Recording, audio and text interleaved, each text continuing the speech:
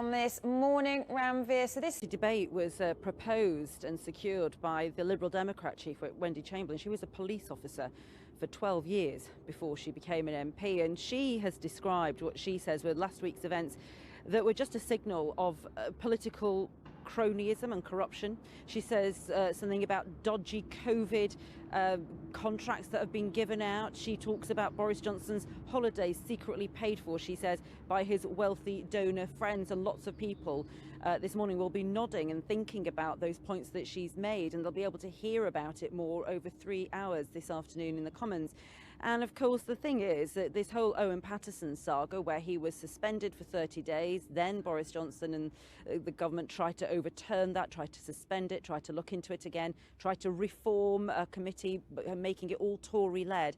It's all led to more questions about this government's moral compass. And 3 hours, I'm afraid, will just be the start of it. To summon witnesses and take evidence under oath. It would look not only at the Owen Paterson row, but also at that awarding of coronavirus contracts, at whether Boris Johnson's holidays were properly declared, and the refurbishment of the Downing Street flat. Right, good morning to both of you there and everyone at home. Look, the woman who actually secured this emergency debate is a woman called Wendy Chamberlain. She's the Liberal Democrat chief whip, and she used to be a police officer. She was a police officer for 12 years before she became an MP.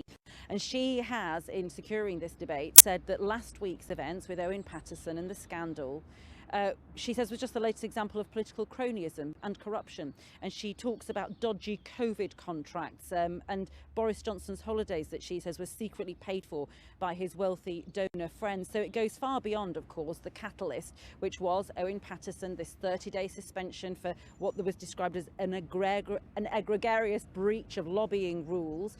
Then the government tried to block it and tried to get a Tory-led committee to relook at the claims and relook at whether he was truly guilty of it all, and then tried to change the entire system by which standards are upheld for by MPs for MPs. And of course, it's not just opposition MPs who are upset about this. Conservatives themselves say it is a complete own goal.